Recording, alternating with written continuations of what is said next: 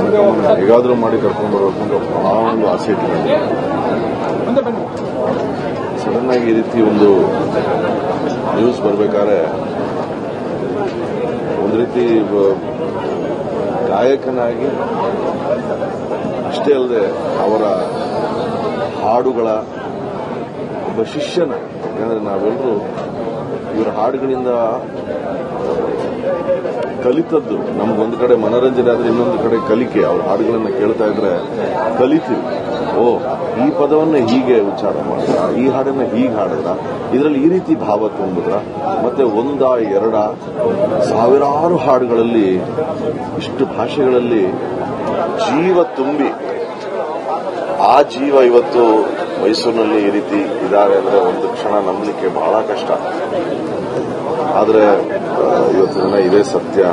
ಇದನ್ನ ಬಹಳ ಒಪ್ಕೊಳ್ಳೋದೇ ಬಹಳ ಕಷ್ಟ.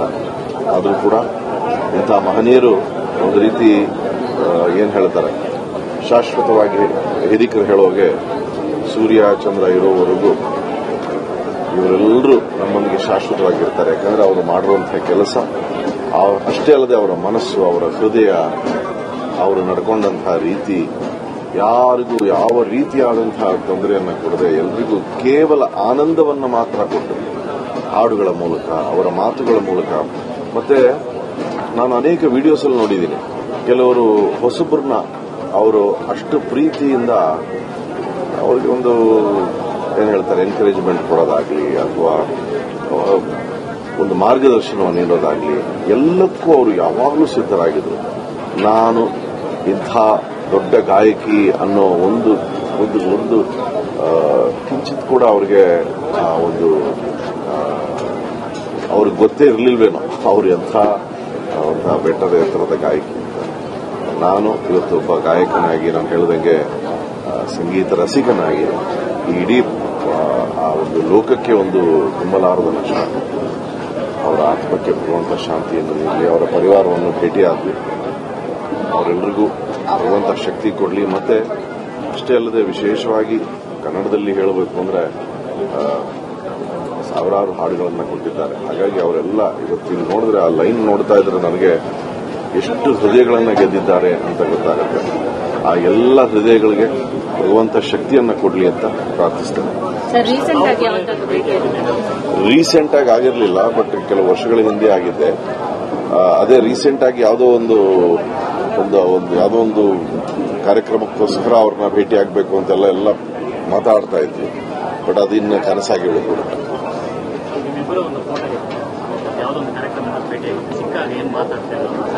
ಇಲ್ಲ, ಅವರು ಎಲ್ರನ್ನೂ ಪ್ರೀತಿಯಿಂದ ಮಾತಾಡಿಸೋರು. ಅಂದ್ರೆ ಅವರು ಎಲ್ರಿಗೂ ಪ್ರೋತ್ಸಾಹವನ್ನೇ ನೀಡೋರು. ಭೇಟಿ ಆದಾಗಲೆಲ್ಲ ಬಹಳ ಚೆನ್ನಾಗಿ ಹಾಡ್ತೀಯ, ನಿನ್ನ ಧ್ವನಿ ಬಹಳ ಚೆನ್ನಾಗಿದೆ.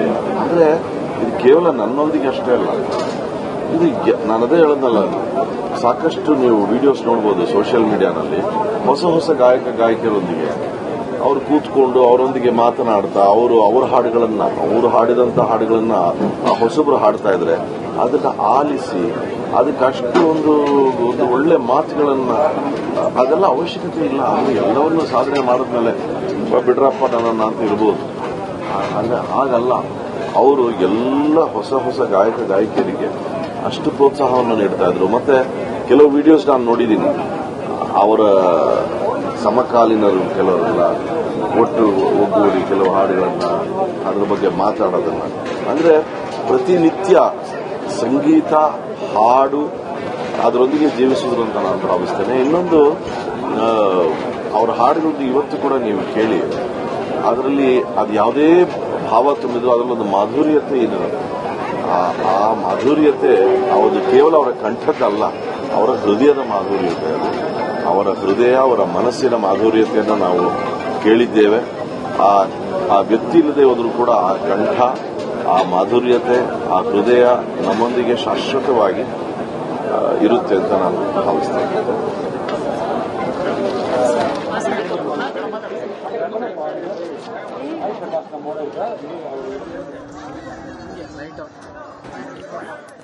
ನೀವು ಕೂಡ ನಮ್ಮ ಜೊತೆಯಲ್ಲಿ ಮಾತಾಡಬಹುದು. ಜಾನಕಮ್ಮನವರ ಈ ಮೇರು ವ್ಯಕ್ತಿತ್ವ, ಸಂಗೀತದ ಶಾರದೆ ಅವರು. ಅವರ ಕುರಿತಾಗಿ ತಾವು ನುಡಿನಮನವನ್ನ ನಮ್ಮ ಜೊತೆಲಿ ತಾವು ಸಲ್ಲಿಸಬಹುದು. ಕರೆ ಮಾಡಿ ಮಾತನಾಡಿ. ರಾಮಕೃಷ್ಣ ಅನ್ನೋರು ಕರೆ ಮಾಡಿದ್ದಾರೆ. ರಾಮಕೃಷ್ಣ ಅವರೇ ನಮಸ್ಕಾರ. ನಮಸ್ತೆ. ಹೇಳಿ ರಾಮಕೃಷ್ಣ ಅವರೇ, ಜಾನಕಮ್ಮನವರಿಗೆ ಹೇಗೆ ನುಡಿನಮನ ಸಲ್ಲಿಸ್ತೀರಿ? ಅಮ್ಮನವರು ದೇಹ ಬಿಟ್ಟಿರಬಹುದು, ಆದ್ರೆ ಆತ್ಮ ನಮ್ಮ ಹೃದಯ ಗುಡಿಯಲ್ಲಿ ಸದಾ ಕರ್ನಾಟಕದ ಜನತೆಯಲ್ಲಿ ಇದ್ದೇ ಇದೆ.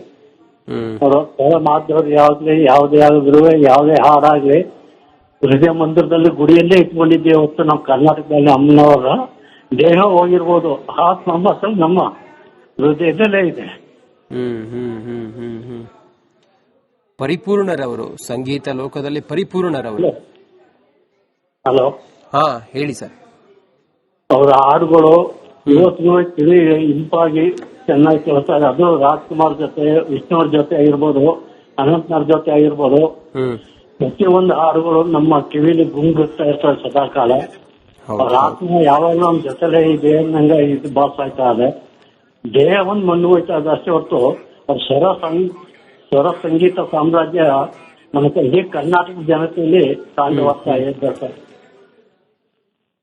ಇಷ್ಟು ಹೇಳಿ ಕನ್ನಡ ನಿಮ್ಮ ಒಂದು ಈ ಚಾನೆಲ್ಗೆ ನನ್ನ ಧನ್ಯವಾದಗಳು. ಹಲೋ ಹಲೋ ಮತ್ತೊಬ್ರು ಇದ್ದಾರೆ, ಅನಿತಾ ಅನ್ನೋರು ಕರೆ ಮಾಡಿದ್ದಾರೆ. ಅನಿತಾ ಅವರೇ ನಮಸ್ಕಾರ. ನಮಸ್ತೆ ಸರ್. ನಮಸ್ತೆ. ಹೇಳಿ ಅನಿತಾ ಅವರೇ, ಹೇಗೆ ತಾವು ನುಡಿನಮನ ಸಲ್ಲಿಸ್ತೀರಿ ಜಾನಕಿ ಅಮ್ಮನವ್ರಿಗೆ? ಸರ್, ನಮ್ಗೆ ಈಗಲೂ ನಂಬಕ್ಕೆ ಆಗಲ್ಲ. ನಾನು ಈಗಷ್ಟೇ 1 ತಿಂಗಳ ಹಿಂದೆ